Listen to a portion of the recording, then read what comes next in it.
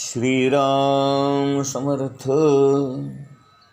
गोपाल कृष्ण भगवान की जय. या उदाहरणातला तिसरा माणूस महत्त्वाचा आहे आणि हा तिसरा दृष्टिकोन फार महत्त्वाचा आहे. मी भगवंताचं काम करतो आहे अशी भावना ठेवली तर आपलं प्रत्येक कर्म ही पूजा होते आणि आपण साधूच होऊन जाऊ. समजा आपल्याकडे काही पाहुणे आले.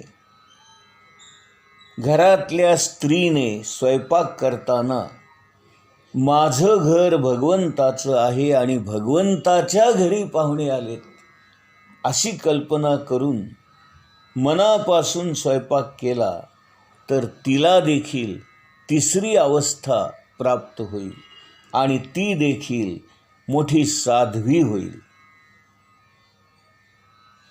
आपण प्रत्येक कर्मामध्ये भगवंत आणला पाहिजे तर आपलं कर्म हे भव्य दिव्य होईल.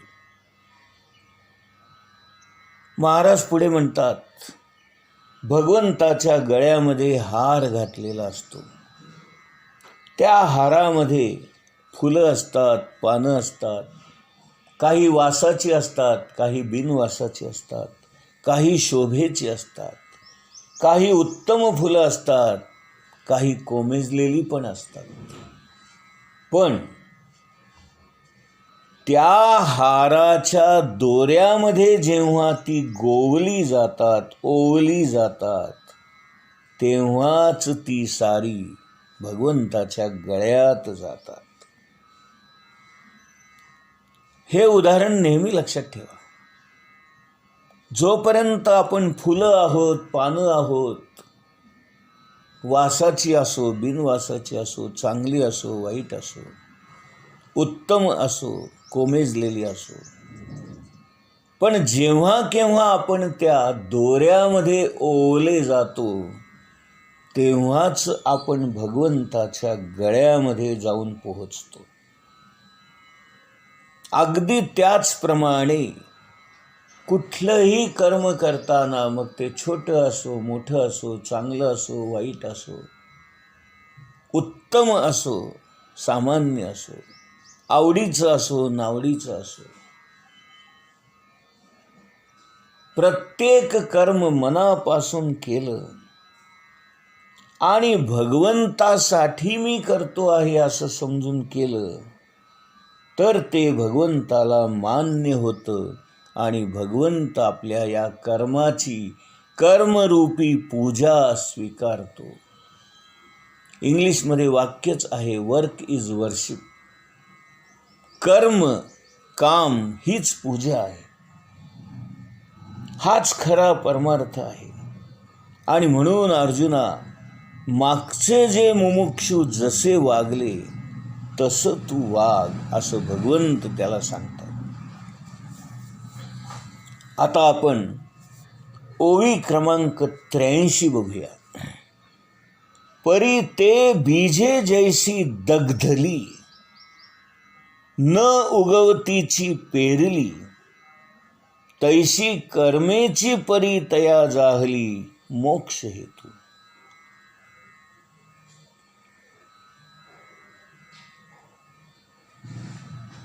कर्म हे खऱ्या अर्थाने जड आहे आणि आत्मज्ञान मात्र सूक्ष्म आहे. कर्म हे आत्मज्ञानापर्यंत जाऊ शकत नाही. ज्ञानाग्नी सर्व कर्माणि भस्मसात कुरुते. ज्ञानाच्या अग्नीमुळे सर्व कर्मांचे बंध भस्मसात होतात. कर्म करण्यासाठी त्याला कर्तेपणा लागतो आणि हा कर्तेपणा सोडल्याशिवाय ज्ञान येत नाही आणि म्हणून तो अग्नी आहे असं भगवान म्हणतात. ज्ञानेश्वर महाराज म्हणतात की जर तुम्ही भाजलेलं बी पेरलं तर झाड उगवत नाही. तशी ही जी तुमची कर्म आहेत ती कर्म भगवंतांनी ज्याप्रमाणे केली, साक्षीत्वाने केली, तशी जर तुम्ही केलीत तर ती कर्म देखील जळाल्याप्रमाणेच आहेत. म्हणजे काय?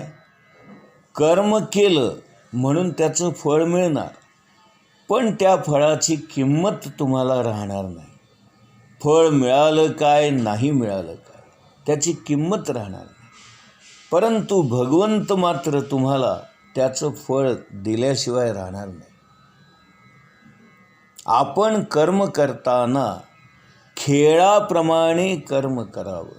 प्रपंच करताना सुद्धा खेळाप्रमाणे प्रपंच करावा आणि याचा मालक भगवंत आहे असं समजून आपण करावा.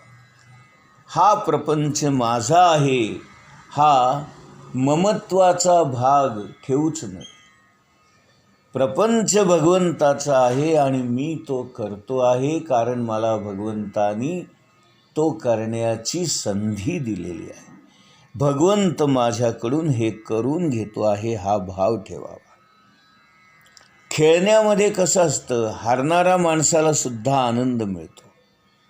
तसं व्यवहारामध्ये जेव्हा आपल्या मनाच्या उलट होतं तेव्हा आपल्या गुरूंची इच्छा काय आहे हे काही कळत नाही आहे असं म्हणावं आणि जे काही घडलं त्याचा अत्यंत समाधानाने स्वीकार करावा. उगाच किरकिर करत, रागराग करत, आदळआपट करत बसू नये.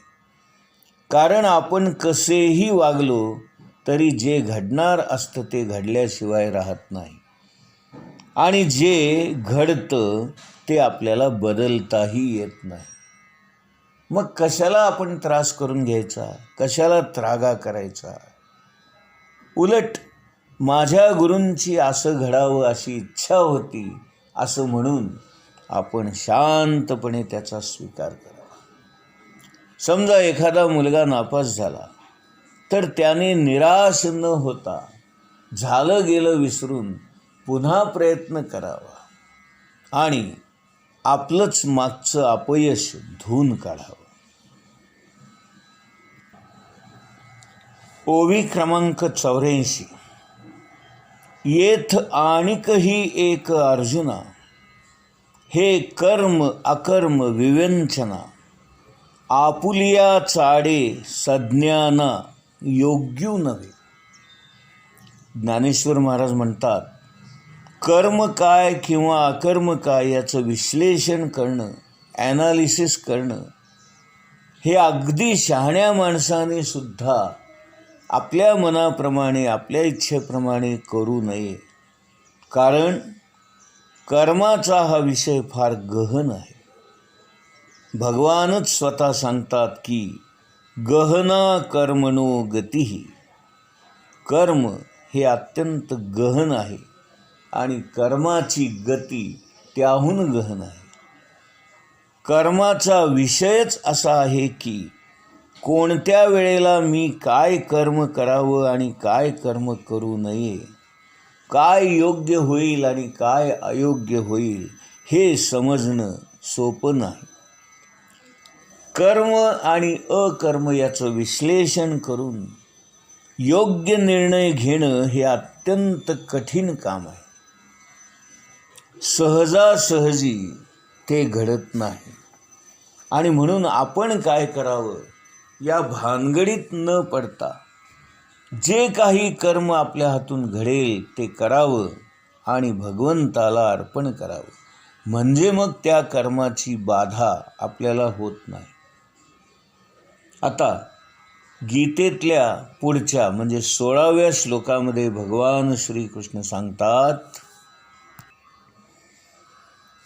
किं कर्म किं अकर्म इति कवयो अपि अत्र मोहिताः तत्ते कर्म प्रवक्ष्यामि यज्ञात्वा मोक्षसे अशुभात्. किं कर्म किं अकर्म इति कवयो अपि अत्र मोहिताः तत्ते कर्म प्रवक्ष्यामि यज्ञात्वा मोक्षसे अशुभात्। किं कर्म किम अकर्म इति कवयो अपि अत्र मोहिताः तत्ते कर्म प्रवक्ष्यामि यज्ञात्वा मोक्षसे अशुभात्।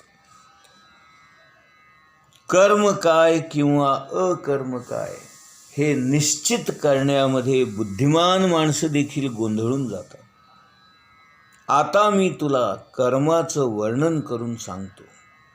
जे जाणलं असता तू सर्व अशुभ कर्मातून मुक्त होशील. भगवान श्रीकृष्ण अर्जुनाला म्हणतायत, अर्जुना, कर्म काय आणि अकर्म काय याविषयी मोठमोठे बुद्धिमान लोक सुद्धा मोहित होतात. म्हणून मी तुला आता कर्म काय आणि अकर्म काय आहे हे सांगतो. ते जाणून घेतल्यानंतर तू या संसार बंधनातून मुक्त होशील. कर्म कोणतं आणि अकर्म कोणतं हे जाणणं ज्ञानी माणसांना देखील शक्य झालं नाही, कारण ते सुद्धा मोहित झाले. अर्जुनाला ज्याप्रमाणे मोह झाला की ही सगळी माणसं माझी आहेत आणि मी यांना कसं मारू. ज्या भीष्माचार्यांनी मला घडवलं, ज्या द्रोणाचार्यांनी मला ज्ञान दिलं, विद्या शिकवल्या आणि मला पार्थ म्हणून ज्यांनी घडवलं, त्या द्रोणाचार्यांवर मी शस्त्र कसं चालवू. खरंच ही अडचण होती. परंतु भगवंतानी पांडवांना सांगितलं की हा द्रोण जोपर्यंत जिवंत आहे तोपर्यंत तुम्ही विजयी होऊ शकत नाही. आणि युधिष्ठिर म्हणजे राजा धर्म हा तर अत्यंत सत्यवचनी होता. तो कधीच खोटं बोलत नसे. आणि म्हणून धर्माच्याच तोंडून अश्वत्थामा मारला गेला असं द्रोणाचार्यांना सांगावं, म्हणजे त्यांना आपला मुलगा मेल्याचं दुःख होईल आणि त्या दुःखातून ते शस्त्र खाली ठेवतील आणि नेमकं त्याच वेळेला त्याला मारणं योग्य राहील. असा सगळा डावपेच भगवंतानी रचला. अश्वत्थामा नावाच्या हत्तीला मारलं आणि धर्माला द्रोणापुढे जाऊन सांगायला लावलं की अश्वत्थामा मेला, पण हत्ती मेला का माणूस मेला हे मात्र माहीत नाही.